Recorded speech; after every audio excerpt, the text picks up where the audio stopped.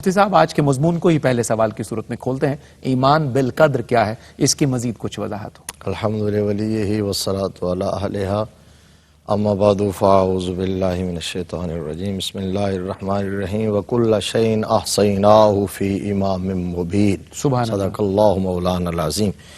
اس کو اختصار اور جامعیت کے ساتھ تو آپ نے انٹرو میں بیان کر دیا ہے ماشاءاللہ۔ دیکھیے عقائد اسلامیہ میں سے اہم ترین عقیدہ اور جو عقائد اسلام کے ابواب ہیں، ایمانیات کے ابواب ہیں، ان میں ایک اہم باب ہے ایمان بالقدر، جس کو والقدر خیرہ وشرہ من اللہ تعالی کے الفاظ کے ساتھ ایمان مفصل میں رکھا گیا۔ بالکل ٹھیک، یعنی اچھی تقدیر پر بھی ایمان رکھنا اور بری تقدیر پر بھی ایمان رکھنا صحیح۔ اور سب سے پہلی بات تو یہ سمجھ لیجئے کہ تقدیر کو ماننے بغیر بندہ مومن نہیں ہو سکتا، بڑی بات ہے، یہ اہم بات ہے۔ یعنی ہم اس میں ڈیبیٹ کریں، بحث کریں، وہ تو الگ موضوع ہے کہ اس کی کیا حیثیت ہے، لیکن being a Muslim, being a مومن، یہ بات ذہن نشین کر لیجئے کہ تقدیر پر ایمان رکھے بغیر کوئی بندہ ایمان کا دعویٰ نہیں کر سکتا، وہ مومن نہیں ہو سکتا۔ ایون کہ تقدیر کے منکر کو کافر کہا گیا ہے۔ اللہ اکبر۔ آج لوگ دھڑلے سے تقدیر کا انکار کر رہے ہیں، بڑے بڑے سو کالڈ اسکالرز تقدیر کا انکار کر رہے ہیں، وہ ہم ان کو ڈسکس کر چکے ہیں الہاد کے باب میں، جی بالکل، جو ملحد ہیں، جن کا مشن دین میں تشکیک پیدا کرنا، نیو جنریشن کو کنفیوز کرنا اور اس طرح اسلام کی حقانیت پر ایک کوسچن مارک لگانا۔ در حقیقت وہ اس مشن پر ہوتے ہیں، پلانٹڈ لوگ ہوتے ہیں، تو وہ ببانگ دہل تقدیر کا انکار کر۔ نبی رحمت صلی اللہ علیہ وآلہ وسلم نے خود تقدیر کے انکار کو مجوسیت کہا ہے حدیث میں، یعنی مجوسی تقدیر کے منکر ہوتے ہیں، وہ آگ پوجنے والے، ہاں یہ بات وہ تقدیر کے منکر ہے، یہ ہے یہ بات جو مجوسی، یہی بات۔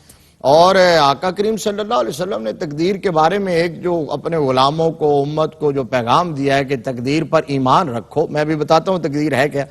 تقدیر پر ایمان رکھو، کبھی اس کا انکار نہ کرو، لیکن فرمایا اس کی تفصیلات اور جزیات میں بھی نہ جاؤ۔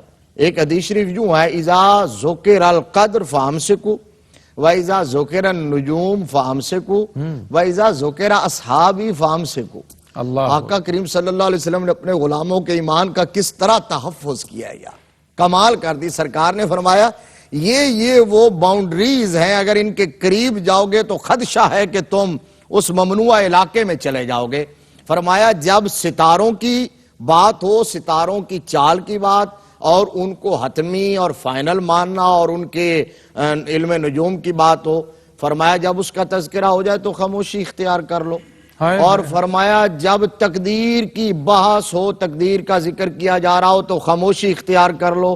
اور فرمایا میرے صحابہ کی بات ہو رہی ہو تو خاموشی اختیار کر لو۔ اللہ اکبر۔ یہ جو صحابہ اکرام رضوان اللہ علیہم اجمعین کے معاملات اور مشاجرات میں پڑھ کے لوگ اپنا ایمان برباد کرتے ہیں، وہ اسی طرح ہے جس طرح تقدیر میں پڑھ کے ایمان برباد ہوتا ہے۔ اب یہ ہے کہ تقدیر کا مسئلہ، اچھی اور بری تقدیر پر ایمان لانا یہ ضروری ہے، اس کے بغیر ایمان مکمل نہیں ہو سکتا۔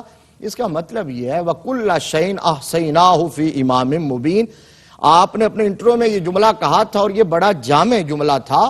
دیکھیے ہم بارہا یہ بیان کر چکے ہیں کہ اللہ کی ذات بھی ازلی ابدی ہے، اس کی صفات بھی ازلی ابدی ہے، اس کا علم بھی ازلی ابدی ہے۔ بے شک، یعنی ہم نے تو یہاں یہ ڈسکس کیا کہ نبی رحمت صلی اللہ علیہ وسلم نے اپنے خطاب میں ابتدائی آفرینش سے لے کر آخری جنتی کے جنت میں چلے جانے تک اور آخری جہنمی کے جہنم میں چلے جانے تک ہر چیز کو کھول کھول کے بیان کر دیا ہے۔ تو یہ میرے مصطفیٰ کا علم ہے تو مصطفیٰ کے خدا کا علم کیا ہوگا؟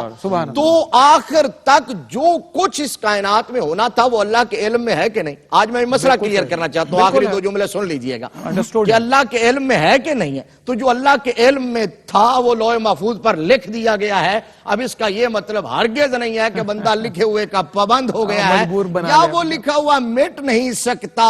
آخر میں یہ بھی کلیئر بات سن لیجئے، قرآن کی آیت فرمایا یمحو اللہ ما یشاء ویثبت ما یشاء۔ اللہ کے پاس قدرت ہے، وہ لکھوا سکتا ہے تو دعاؤں اور عبادات سے اس لکھے ہوئے کو مٹا بھی سکتا ہے۔ بھئی سبحان اللہ۔